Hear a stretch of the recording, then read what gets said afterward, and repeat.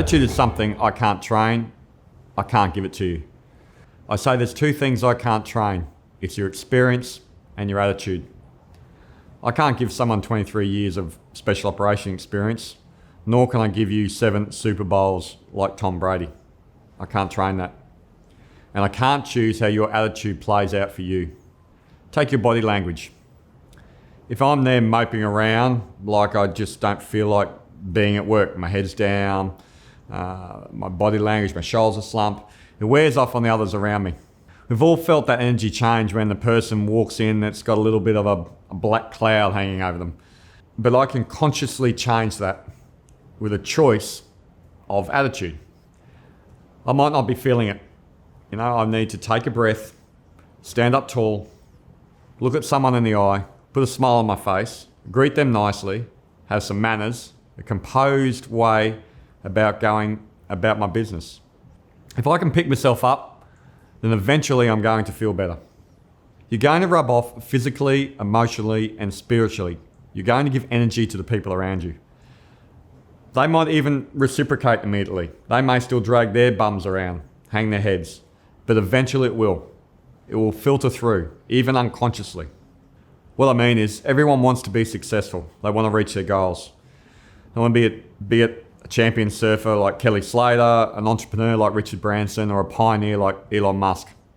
But they were prepared to do the work and learn and have the attitude to keep turning up, keep learning, keep getting up every time after a knockdown. Every time.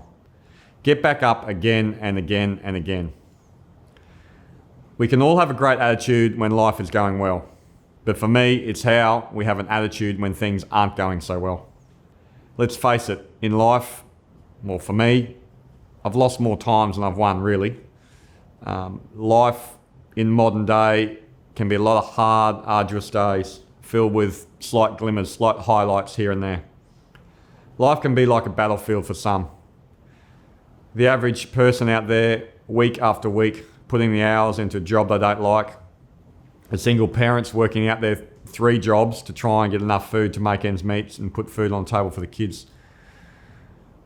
So it's how we deal with that and how we keep taking the next step forward. How we do the day-to-day marathon of every day in life. You have to have the right attitude. It's about even when you're not feeling it. Even when you're not feeling great, you can actually turn up and put on that brave face. To me, that says a lot about the human, and it affects the people around you in a positive way. Through the period of trying to bring the 2 special ops groups together, I kept referring to attitude. I'd drop it in on them gently, reminding myself of the process that I was trying to embed, and the expectations and the appropriate times when sharing the stories of when my attitude suffered and what I did next. I slowly, very slowly started to observe the change by bringing in this attitude. The communication started to improve with each other.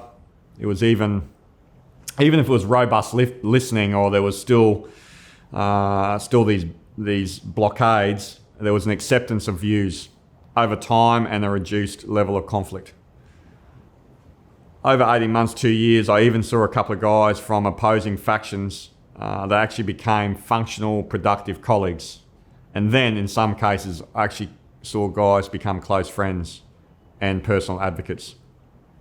The meshing of this increased level of unity was a fabric that resulted in lasting change in that unit. My operators were starting to turn up every day with a purpose greater than themselves.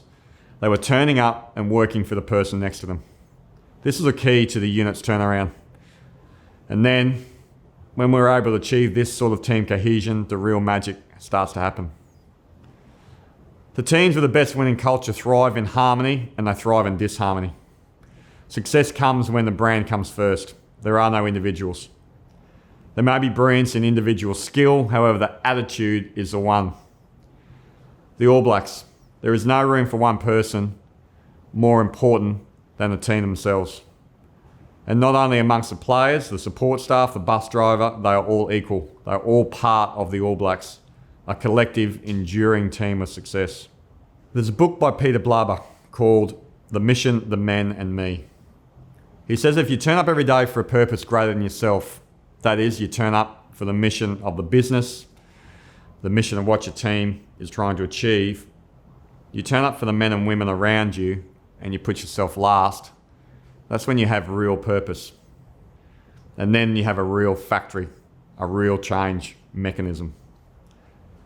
Combat veterans talk about the experienced leaders, the operators that almost seem calm under contact, being shot at and calm as you like. Trust me, they would not be calm under the surface. However, through their experience, understanding of their optimal cognitive decision-making ability, they've learned the strategies to reduce the overburden of the stress and have the attitude to free the mind to make the decision that's critical when it presents. Think about the bad mood in a confined space. The fact is, you spend more time with your work colleagues than you do anyone else. People that we may not even really know. So why not do the most with your attitude to try and influence them so they feel good, so the team feels good, so we achieve together. Like everything in life, we humans are creatures of habits. We practice these habits, particularly ahead of when we are under stress, experience conflict, then we all get better at executing the skills and the traits. The more we practice at work, the more it flows into other areas of our lives. Think of a stimulus, be it a phone call, an email, a conversation, a gesture, something that comes into us that causes an immediate reaction. When my partner interrupts me in the middle of a workout or doing some work, I would an instant negative reaction and a stress response, an emotional response. If we immediately learn to be able to accept the stimulus, acknowledge the reaction, however, be able to control the emotive response, then we choose the attitude that might buffer the immediate emotional outcome. It gives our brain a chance to work through the behaviour.